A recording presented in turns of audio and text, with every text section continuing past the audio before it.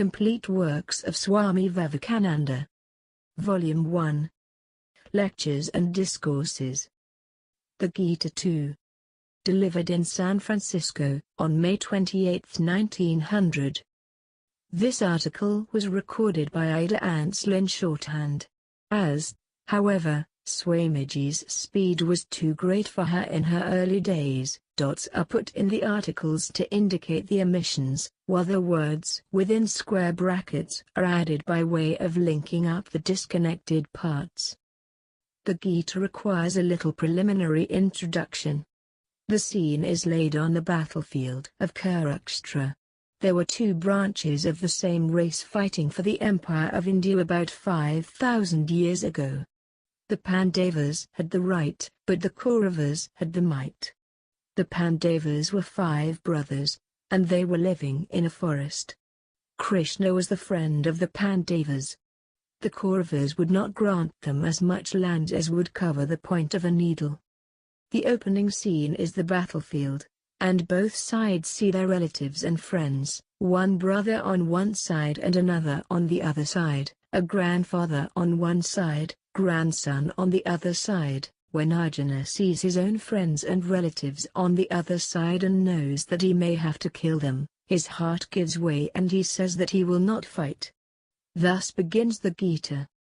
For all of us in this world, life is a continuous fight. Many a time comes when we want to interpret our weakness and cowardice as forgiveness and renunciation. There is no merit in the renunciation of a beggar. If a person who can give a blow forbears, there is merit in that. If a person who has gives up, there is merit in that. We know how often in our lives, through laziness and cowardice, we give up the battle and try to hypnotize our minds into the belief that we are brave. The Gita opens with this very significant verse. Arise, O Prince! Give up this faint-heartedness, this weakness. Stand up and fight. Gita 2:3. Then Arjuna, trying to argue the matter with Krishna, brings higher moral ideas, how non-resistance is better than resistance, and so on. He is trying to justify himself, but he cannot fool Krishna. Krishna is the higher self, or God. He sees through the argument at once. In this case, the motive is weakness. Arjuna sees his own relatives and he cannot strike them. There is a conflict in Arjuna's heart between his emotionalism and his duty. The nearer we are to beasts and birds, the more we are in the hells of emotion. We call it love. It is self-hypnotization. We are under the control of our emotions, like animals. A cow can sacrifice its life for its young. Every animal can. What of that? It is not the blind, bird-like emotion that leads to perfection, to reach the eternal consciousness, that is the goal of man. Their emotion has no place, nor sentimentalism, nor anything that belongs to the senses, only the light of pure reason. There, man stands as spirit. Now, Arjuna is under the control of this emotionalism. He is not what he should be. A great self-controlled, enlightened sage working through the eternal light of reason. He has become like an animal, like a baby, just letting his heart carry away his brain, making a fool of himself and trying to cover his weakness with the flowery names of love and so on. Krishna sees through that. Arjuna talks like a man of little learning and brings out many reasons, but at the same time he talks the language of a fool. The sage is not sorry for those that are living nor for those that die. Gita 11, Krishna says, you cannot die nor can I. There was never a time when we did not exist. There will never be a time when we shall not exist.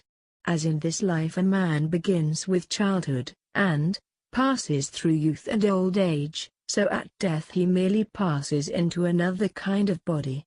Why should a wise man be sorry? Gita 12:13.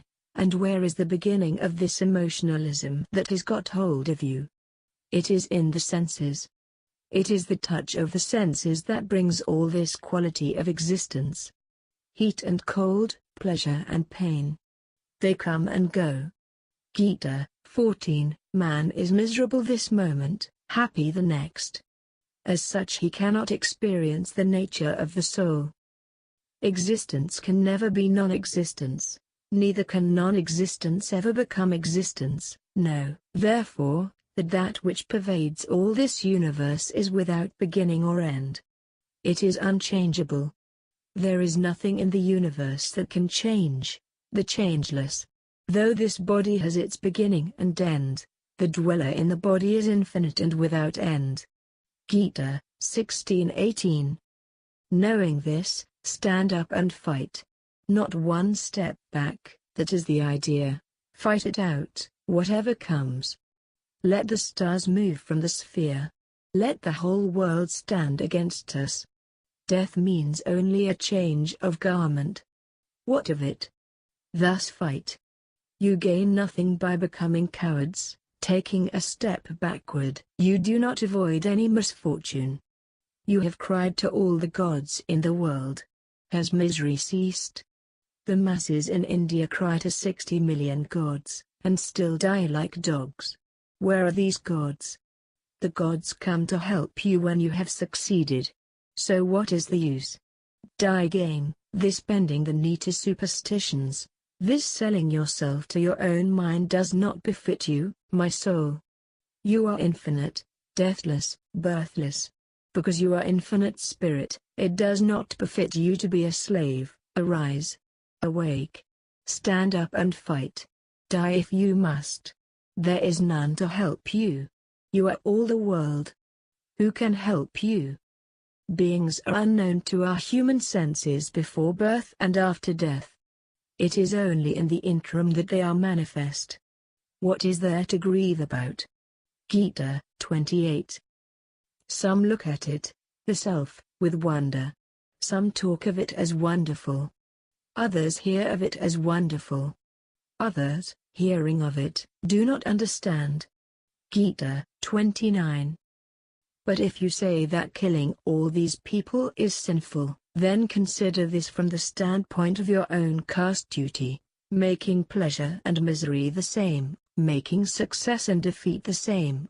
Do thou stand up and fight. Gita 38. This is the beginning of another peculiar doctrine of the Gita, the doctrine of non-attachment. That is to say, we have to bear the result of our own actions because we attach ourselves to them. Only what is done as duty for duty's sake can scatter the bondage of karma. Gita 39. There is no danger that you can overdo it. If you do even a little of it, this yoga will save you from the terrible round of birth and death. Gita 40. No, Arjuna. The mind that succeeds is the mind that is concentrated. The minds that are taken up with 2,000 subjects have their energies dispersed. Some can talk flowery language and think there is nothing beyond the Vedas. They want to go to heaven. They want good things through the power of the Vedas, and so they make sacrifices. Gita 41-43. Such will never attain any success in spiritual life, unless they give up all these materialistic ideas. Gita 44. That is another great lesson. Spirituality can never be attained unless all material ideas are given up. What is in the senses? The senses are all delusion. People wish to retain them, in heaven, even after they are dead, a pair of eyes, a nose. Some imagine they will have more organs than they have now. They want to see God sitting on a throne through all eternity, the material body of God. Such men's desires are for the body, for food and drink and enjoyment. It is the materialistic life prolonged. Man cannot think of anything beyond this life. This life is all for the body. Such a man never comes to that concentration which leads to freedom. Gita 44. The Vedas only teach things belonging to the three gunas, to sattva, rajas, and tamas. Gita 45. The Vedas only teach about things in nature. People cannot think anything they do not see on earth. If they talk about heaven, they think of a king sitting on a throne, of people burning incense. It is all nature, nothing beyond nature. The Vedas, therefore, teach nothing but nature. Go beyond nature, beyond the dualities of existence, beyond your own consciousness, caring for nothing, neither for good nor for evil. Gita 45. We have identified ourselves with our bodies. We are only body, or rather, possessed of a body. If I am pinched, I cry. All this is nonsense, since I am the soul. All this chain of misery, imagination, animals, gods, and demons, everything, the whole world, all this comes from the identification of ourselves with the body. I am spirit. Why do I jump if you pinch me? Look at the slavery of it. Are you not ashamed? We are religious. We are philosophers. We are sages. Lord bless us. What are we? Living hells. That is what we are. Lunatics. That is what we are. We cannot give up the idea of body. We are earthbound. Our ideas are burial grounds. When we leave the body, we are bound by thousands of elements to those ideas. Who can work without any attachment? That is the real question. Such a man is the same whether his work succeeds or fails. His heart does not give one false beat even if his whole life work is burnt to ashes in a moment. This is the sage who always works for work's sake without caring for the results. Thus he goes beyond the pain of birth and death. Thus he becomes free. Gita 51. Then he sees that this attachment is all delusion.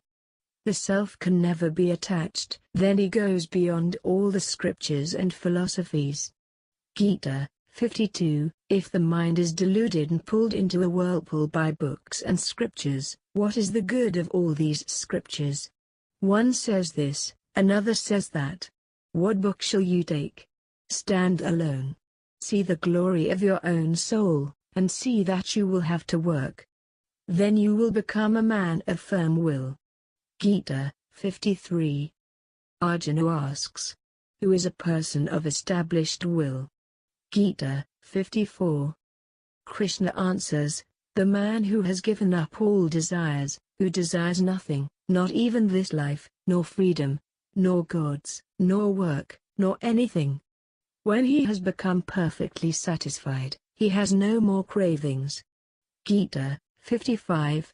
He has seen the glory of the self and has found that the world, and the gods, and heaven are within his own self. Then the gods become no gods, death becomes no death, life becomes no life. Everything has changed. A man is said to be illumined if his will has become firm, if his mind is not disturbed by misery, if he does not desire any happiness, if he is free of all attachment, of all fear, of all anger. Gita 56. As the tortoise can draw in his legs, and if you strike him, not one foot comes out, even so the sage can draw all his sense organs inside. Gita 58. And nothing can force them out. Nothing can shake him, no temptation or anything. Let the universe tumble about him, it does not make one single ripple in his mind. Then comes a very important question. Sometimes people fast for days. When the worst man has fasted for 20 days, he becomes quite gentle. Fasting and torturing themselves have been practiced by people all over the world. Krishna's idea is that this is all nonsense. He says that the senses will for the moment recede from the man who tortures himself, but will emerge again with 20 times more power. What should you do? The idea is to be natural, no asceticism. Go on, work, only mind that you are not attached. There can never be fixed strongly in the man who has not learnt and practiced the secret of non-attachment. I go out and open my eyes. If something is there, I must see it. I cannot help it. The mind runs after the senses. Now the senses must give up any reaction to nature. Where it is dark night for the sense-bound world, the self-controlled man, is awake. It is daylight for him, and where the world is awake, the sage sleeps. Gita 69. Where is the world awake? In the senses. People want to eat and drink and have children, and then they die a dog's death. They are always awake for the senses. Even their religion is just for that. They invent a god to help them, to give them more women, more money, more children, never a god to help them become more godlike. Where the whole world is awake, the sage sleeps. But where the ignorant are asleep, there the sage keeps awake. Gita 69. In the world of light where man looks upon himself not as a bird, not as an animal, not as a body, but as infinite spirit, deathless, immortal. There, where the ignorant are asleep, and do not have time, nor intellect, nor power to understand, there the sage is awake. That is daylight for him. As all the rivers of the world constantly pour their waters into the ocean, but the ocean's grand, majestic nature remains undisturbed and unchanged, so even though all the senses bring in sensations from nature, the ocean-like heart of the sage knows no disturbance, knows no fear. Gita 70. Let miseries come in millions of rivers and happiness in hundreds. I am no slave to misery. I am no slave to happiness.